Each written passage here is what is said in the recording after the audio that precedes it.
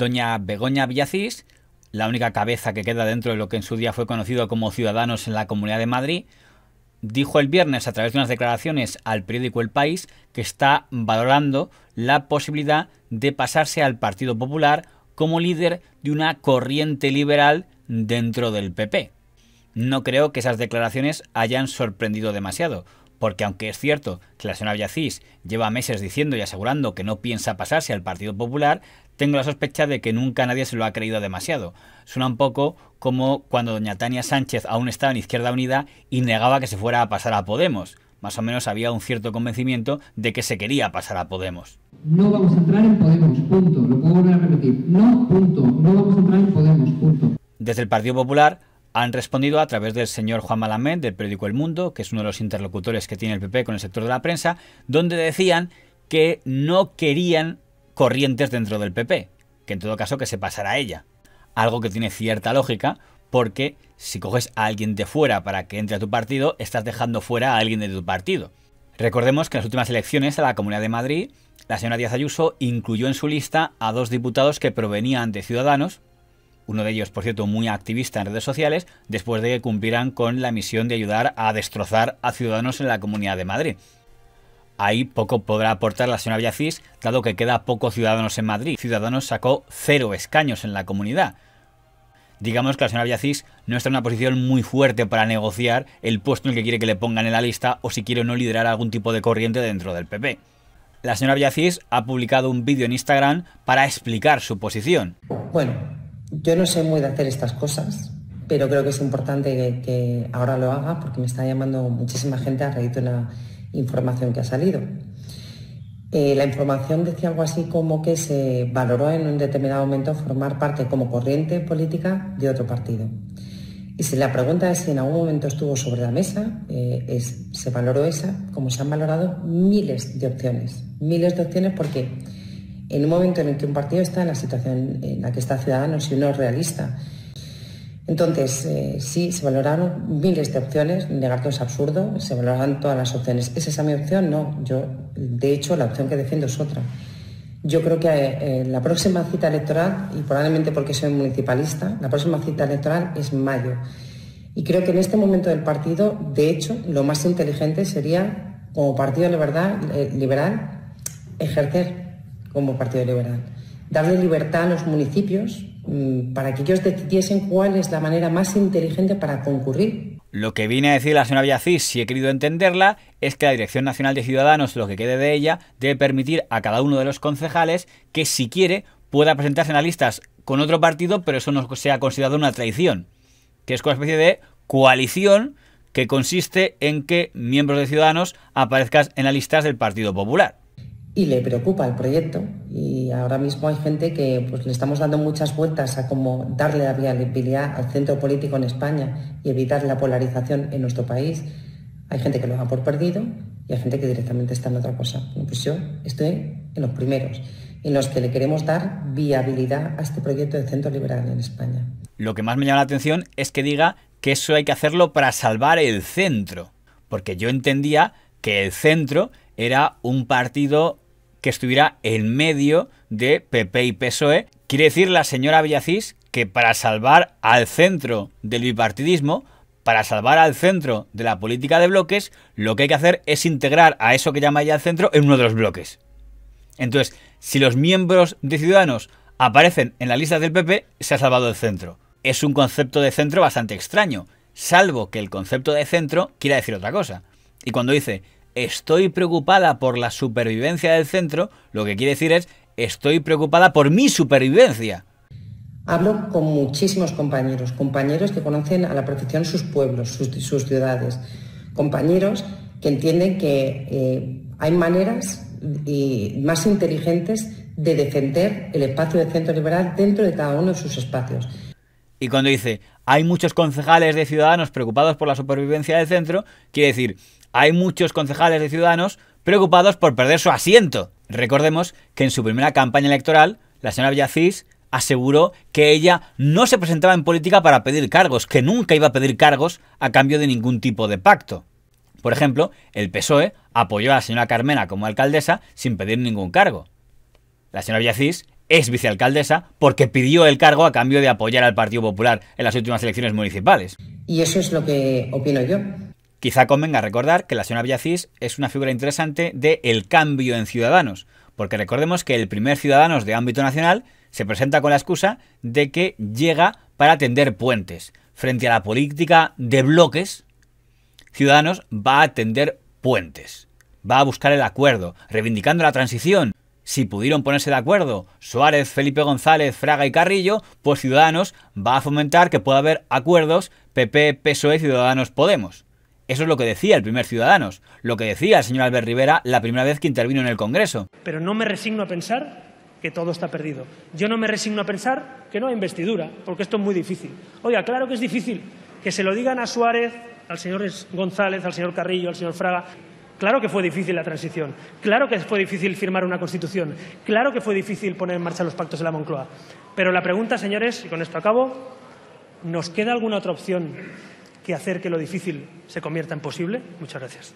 Y lo que decía la primera doña Begoña Villacís. Entonces nuestra idea, seguimos en la línea de no pactar con siglas, porque para eso ya formaríamos parte de ellos o directamente les daríamos el voto, sino pactar por proyecto. Hay cosas del programa de Podemos, por ejemplo, que podríamos llegar a una línea de entendimiento, por ejemplo, en el tema de la vivienda social, es decir, el arrendamiento de vivienda. Es que yo no me voy a marcar un sí o no antes de nada, yo todo lo contrario, yo tengo que escuchar a todas las personas. Somos un partido que somos, en Madrid, por ejemplo, muy nuevo y no tenemos ningún complejo para reconocer que algo que me pone sobre la mesa está bien o está mal. Y de hecho, en ese primer Ciudadanos, incluso había exdirigentes del PSOE que podían sentirse cómodos. Y ficharon por Ciudadanos figuras que venían del PSOE. Joan Mesquida és ja oficialment candidat a les primàries de Ciutadans al Congrés per les Balears. Dejemos ya de enredarnos de si tú eres más rojo, más verde, más azul. Esto es un proyecto que trata de superar la amalgama de colores con algo tan importante como el amor a España, el respeto al marco constitucional. Soraya Rodríguez ha fichado por Ciudadanos, aparecía junto a Albert Rivera.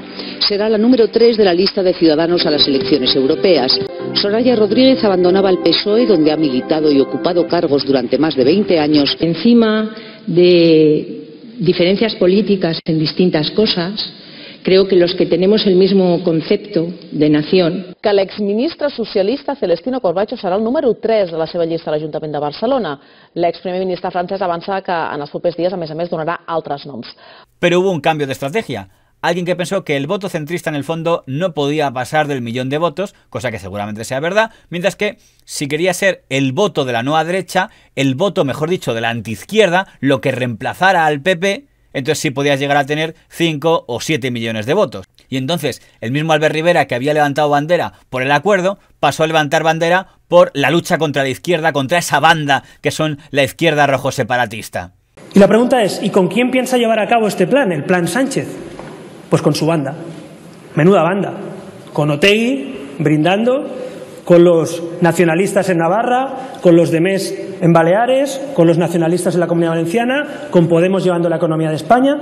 Esos son sus socios de la banda. Tiene un plan y tiene una banda, la que nos alía usted y su banda.